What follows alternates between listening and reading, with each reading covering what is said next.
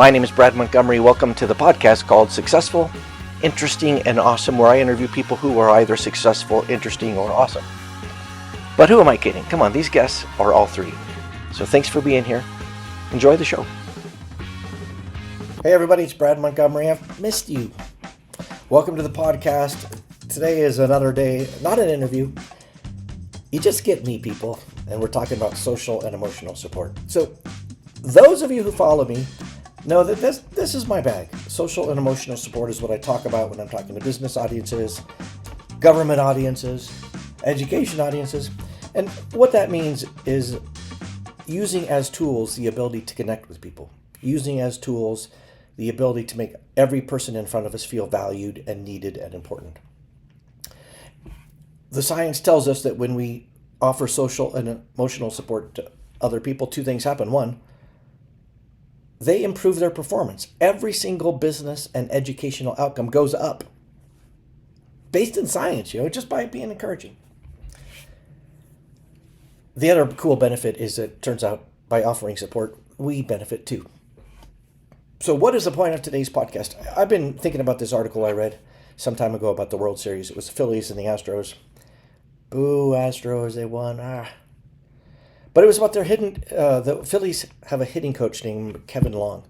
And I didn't know anything about Kevin Long, but I read this article in the New York Times. And he's kind of a really good batting coach. So I'm looking at the notes right now. He's been, he worked for the Yankees, he worked for the Mets, he worked for the Nationals, and the Phillies poached him and brought him over to their team. And guess who's in the World Series, or was in the World Series? The Phillies. This guy's a proven awesome batting coach. What I was struck with is that he is dealing with super high performers. And although there is some discussion about the technique of batting, should you have that toe tap? What's your stance like? Or all of the things that I don't really understand. Those are clearly important to being a good batter. If your mechanics are bad, you're bad. But the author in the New York Times article spent more time talking about how this batting coach makes his batters feel, which is when they leave a session with him, they feel like they're a good batter. How simple is that? Apparently, he's encouraging him. Apparently, he's telling him, you got this. Apparently, he's telling them, don't worry about it. You're a great batter. You're on the Phillies. You're in the World Series. You're going to kill it out there. I can't wait to see your at-bats. We accept this kind of emotional support from coaches. We expect coaches to do that, to not just get their players ready with the tactics and strategies and athleticism, but to get them ready emotionally, because we know the pressure of athletics at any level is important. It's not weird to us to think they've hired a guy who's largely a professional encourager to these really high-end athletes. That's okay, but somehow when we talk about business, that wisdom doesn't make the jump, does it? I can't tell you how many business leaders I have talked to, smart, successful business leaders, C-suite leaders who say, I don't see what the problem is. I worked hard to get here. Just do your work. I don't care if you're happy. I don't care if you feel like you fit in. Just get your work done. That's what I do.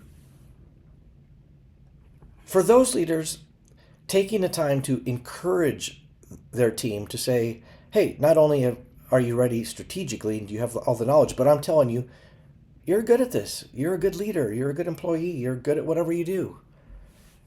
I'm proud of you. I can't wait to watch what you do next. Why these business leaders deny the importance of the heart side of business, the people side of business, just is so surprising and kills me, especially when I'm sure a lot of those people would absolutely think it's crucial that coaches encourage and motivate and make their players feel as though they are championship quality or caliber players. All right, let's turn it into an action step. That means for us, you and I, today, what are we going to do differently? Clearly, part of what we should do is spend some time and some energy and some thought in telling people, hey, you're doing great. You are working or playing or doing whatever you do at a championship level. You are in your own World Series and you're awesome, and I can't wait to see what you do next.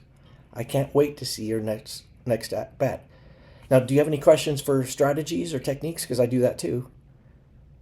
But I think because you're a high-level performer, I'm just telling you you're awesome.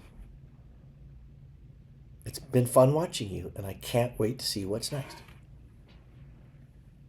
If all of us did that today, what would happen to the people around us, to our families, to our teammates, to the barista, to the Uber driver, to whomever, right?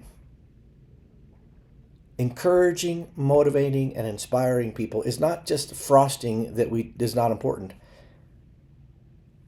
If we believe and recognize success of Kevin Long, batting coach for the World Series Philadelphia Phillies, encouraging people pays. It's awesome.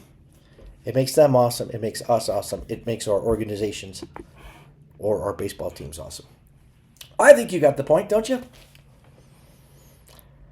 All right, thanks for being here. I appreciate you. This I say it every time, but I'm continually surprised and flattered. The feedback from this podcast is I didn't expect it, and I'm grateful. And first I wondered if anyone would ever listen, but I think you're doing great. You're awesome. You're a great batter. All right, everybody, tell your friends, hit like, share, subscribe, whatever.